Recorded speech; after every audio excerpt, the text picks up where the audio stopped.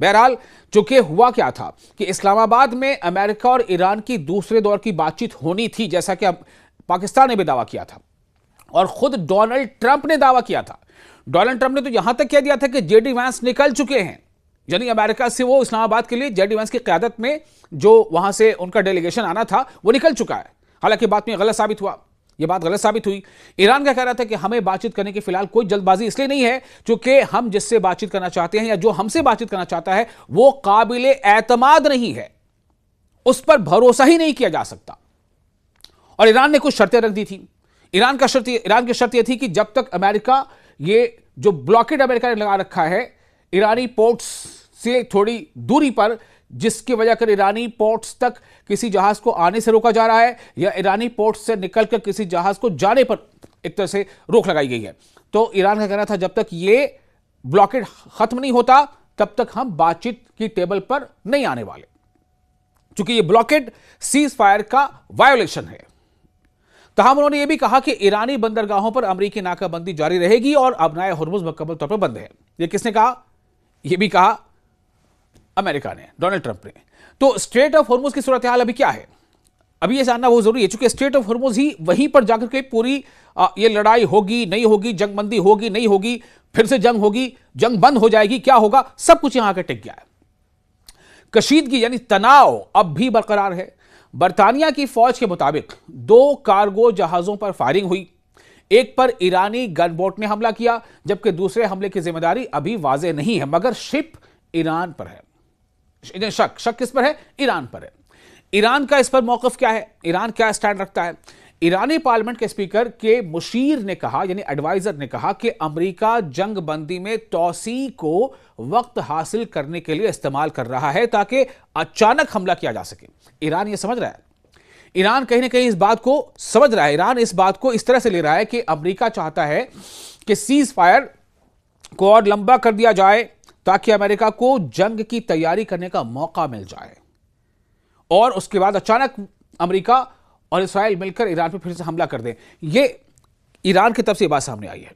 मैं फिर से बता दूं आपको, इस बारे में ये बात कौन कह रहा है? ईरानी पार्लियामेंट के स्पीकर, क्या नाम उनका, बाकर कालिबाफ, उनके एडवाइजर ने यह बात कही है कि अमेरिका जंगबंदी में तोसी को यानी सीज फायर को एक्सटेंड करके वक्त हासिल करना चाह रहा है और इस वक्त का इस्तेमाल वो क्या करेगा, वो अपनी प्लानिंग को और मजबूत करने के लिए इस वक्त हासिल कर रहा है ताकि अचानक हमला कर सके। ईरानी हुक्काम ने भी खबरदार किया है कि ईरान लड़ाई जारी रखेगा। एक एहलकार ने ट्रंप को हकीकत से दूर कहा, जबकि दूसरे ने कहा कि धमकियों के माहौल में ईरान मुज़ाकरात नहीं करेगा। यानी अगर अमेरिका वाकई चाहता है कि मुज़ाकरात हो, डायलॉग हो, बातचीत हो, तो अमेरिका पहले धमकियां देना बंद करे। आप धमकी भी देते रहोगे और आप चाहोगे मुज़ाकरात भी हो, डायलॉग भी हो, बातचीत भी हो, तो किसका कोई मतलब नहीं बनता। ईरान कहता है कि या तो आप धमकी बंद कर दें फिर बातचीत करें, या फिर हम तैयार हैं जो भी हालात बनेंगे। इस्लामाबाद मुज़ाकरात पर गैर यकीनी सूरत हाल क्यों है? यह वाज़ेह नहीं है कि अमेरिका और ईरान पाकिस्तान में मजीद इससे आगे और मुज़ाकरात करेंगे, बातचीत करेंगे या नहीं करेंगे। डोनाल्ड ट्रंप ने कहा कि अमेरिका उस वक्त तक हमला नहीं करेगा जब तक कोई मुश्तरका तजवीज़ तय ना हो जाए। व्हाइट हाउस ने यह भी कहा है कि जेडी वैंस इस्लामाबाद नहीं जाएंगे और आइंदा मुलाकातों के बारे में बाद में बताया जाएगा। यानी कि अभी एक गैर यकीनी की सूरत हाल बनी हुई है और इसी बीच डोनाल्ड ट्रंप ने एक तरफा जंगबंदी को यानी सीज फायर को और लंबा एक्सटेंड करने का ऐलान कर दिया है। IRGC ने कहा है कि वो जंग के मैदान में दुश्मन को चौंकाने वाले ऐसे काम करने के लिए तैयार है जिन्हें दुश्मन सोच भी नहीं सकता, समझ भी नहीं पाएगा। ये IRGC कह रही है। IRGC का मतलब Islamic revolutionary guard corps, Iran की सेना। आप आसान शब्दों में यह समझें दोस्तों, जिस तरह से अमेरिका और ईरान के बीच ये खींचातानी चल रही है और इन सब के दरमियान जिस तरह से ब्लॉकेड को लेकर के अमेरिका अडिग है और ईरान बार बार ये कह रहा है कि ये जो ब्लॉकेड अमेरिका ने लगा रखा है ये दरअसल युद्ध बंदी यानी जो सीज फायर है, जंग बंदी है, उसकी ये खिलाफ वर्जी है, उसका उल्लंघन है और अगर ये जारी रहा तो फिर अमेरिका को अंजाम भुगतना पड़ सकता है।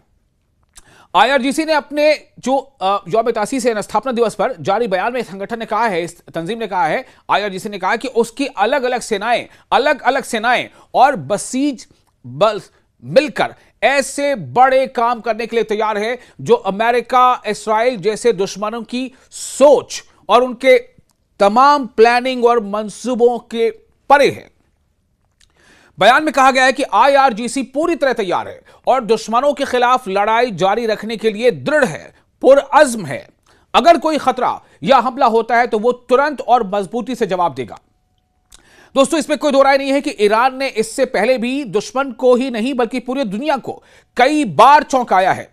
चाहे वो ईरान की मिसाइल ताकत हो, चाहे ईरान की वो मछली वाली मिसाइलें हो, यानी कई तरह से नाम दिए गए ईरान को। और जिस तरह ईरान ने अमेरिका को कई मोर्चों पर जबरदस्त टक्कर दी है और जिस तरह ईरान ने इस्राइल के आयरन डोम का शिराजा बिखेर दिया है, तो अब ईरान एक बार फिर यह कह रहा है, यानी आईआरजीसी कह रही है ईरान की, कि दुश्मन ने सोचा भी नहीं होगा हम ऐसे हथियार या हम ऐसे हथकंडे इस्तेमाल करेंगे या हमारे पास ऐसी योजनाएं हैं।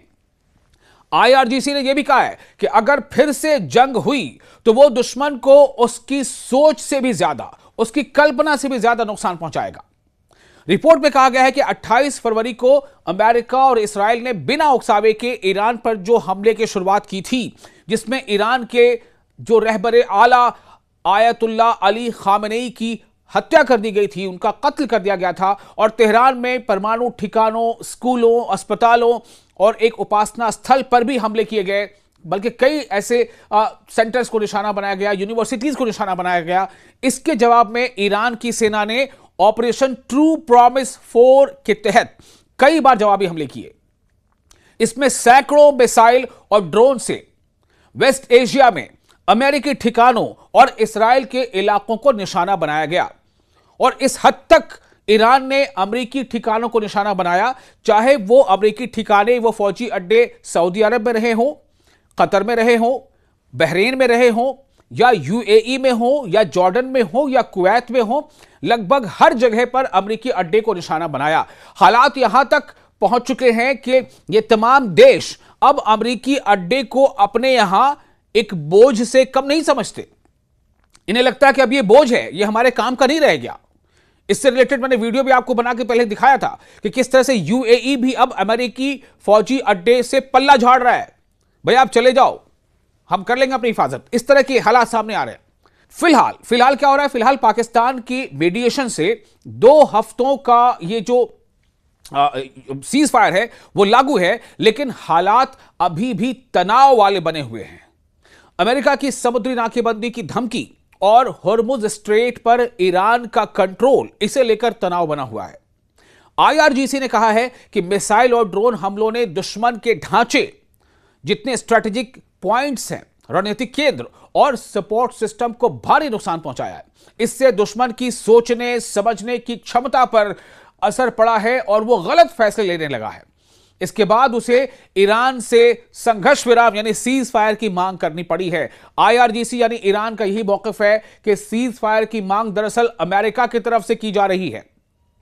अमेरिका को समझ नहीं आ रहा है कि वो क्या करे, किस तरह से जंग में आगे बढ़े। और इसीलिए चूंकि ईरान ने अमेरिका के जितने भी यांत्रिक हो सकते हैं जो तंत्र हैं, जो सूचना इकट्ठा करने के, वॉर से जुड़े जो रडार सिस्टम है, उन तमाम चीजों को इस पूरे मिडिल ईस्ट में या यूके वेस्ट एशिया में जबरदस्त नुकसान पहुंचाया, जिसके नतीजे में अमेरिका को यह एहसास नहीं हो पा रहा है कि आखिर वो करे तो क्या करे। और इसलिए अमेरिका ने सीज फायर चाहा। बहरहाल आईआरजीसी यानी इस्लामिक रिवॉल्यूशनरी गार्ड कॉर्प्स ने कहा कि अमेरिका और इस्राइल की सैन्य ताकत की छवि, उसकी शबीह, उसका जो अपना एक ऑरा था, वो कमजोर हो रहा है और अब वेस्ट एशिया में एक नया क्षेत्रीय व्यवस्था, एक नया रीजनल मैनेजमेंट बनने की हालात पैदा हो गए हैं, जिसमें विदेशी ताकतों, खासकर अमेरिका की मौजूदगी नहीं होगी, यानी कि अमेरिका की गैर मौजूदगी होगी और क्षेत्र में स्थिरता और सुरक्षा आएगी, अमन लौटेगा और यहां स्टेबिलिटी होगी। विदेशी अमल दखल, यानी खास तौर से जैसा कि ईरान का कहना है कि अमेरिकी अमल दखल जो है वो अब यहां से खत्म हो जाएगा।